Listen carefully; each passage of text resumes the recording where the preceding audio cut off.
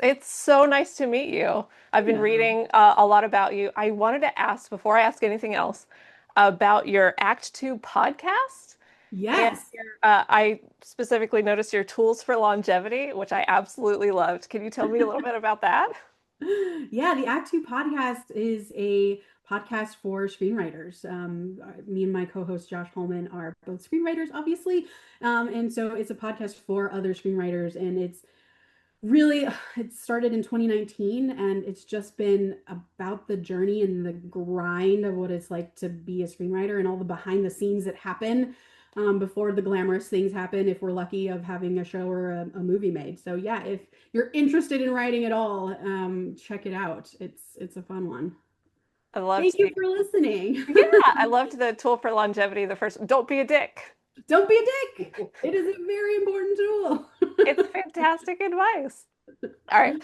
To kind of get into it, did you have any experience with Critical Role prior to this project, or did you just binge like 500 some odd hours? Yeah. No, I was very familiar with Critical Role before ever meeting the team over there, and was a huge nerd for the Mighty Nein for years before it was ever done. I actually started playing D&D as an adult. Like I'd played as a kid, and then life happened, and then I started playing as an adult again. And someone was like, "Well, if you want to like figure out how this all works, go watch some Critical Role." And so I started watching the Mighty Nein, and Yeah. then was just hooked. Like I couldn't stop. It was the only thing I listened to. It was the only thing I watched on TV. I tried to get my friends to watch it, and they were like, 4 hours? No, thank you. So like this show is like, hey, come to the Critical Role team. It's such it's such an amazing community. Have you had any community stories about people talking to you about some of their favorite moments that you've adapted for the show that you're really excited to share with the community?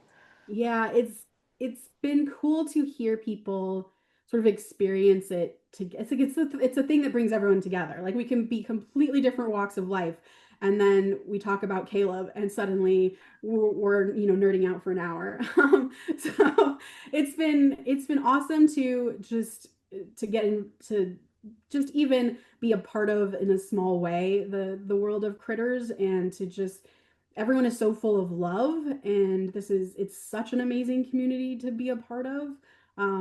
That yeah, I mean, I love being a critter, and I love seeing it from the other side as well, and just seeing like the outpour of love for the show and how much people care about these characters. Was there a moment from the campaign that you had to sit down with the cast and be like, okay, this needs to be different, or something that we have to tweak, and how game were they? They were always game, which is great. The better story always wins out, and of course we're always going to make sure if we do change anything, it's going to honor the story or the way we felt about those characters. It's not just going to feel random. Why are we doing this? If we change something, it's because we had to change it for the way TV shows work. It's not because we wanted to just create chaos in 99. And so every change that we make, the hope is that it feels the same way you felt in watching the live show. And I guess something I sort of it didn't take much convincing, because they knew this was the best way to start. But our early conversations were around, let's not start with them all together. And there is some risk in that, right? Because you come to the Mighty Nein as a fan, and you're like, I want to see my Mighty Nein together doing things.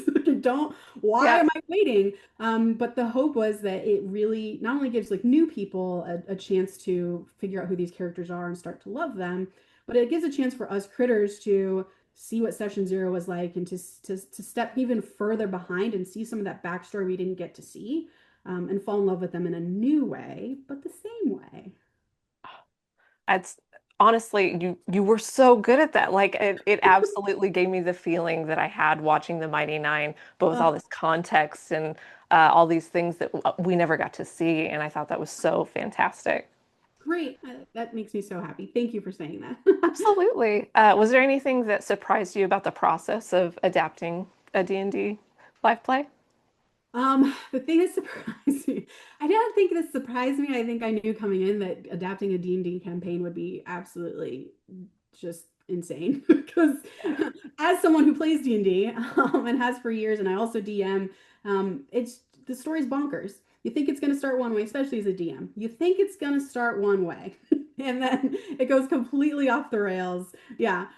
So getting to like find those rails for a TV show was really the challenge of it, but also just the fun because I am such a D&D nerd. That you to just like get to play in the world of the spells that we all know, but like how does it look like for Caleb or how does it look specifically for Ford? Getting to color it in a way that felt very specific was just super cool. Super cool nerd show. Super cool. Super cool. Thank you so much. I need to sign off. I did want to ask you real quick, are you in a campaign right now and what are you playing? I am DMing like three campaigns. What is the one I'm playing? I'm playing a ranger, but I want to kill her so I can make something else. But I'm DMing Having the played a Golden ranger, I Vault. get that. I'm DMing Keys of the Golden Vault and Strixhaven right now. Oh, gorgeous. Thank you so much for your time. You're absolutely fantastic. All the love. Have a Thank you great so day. much. Thanks for watching. Bye, Cass.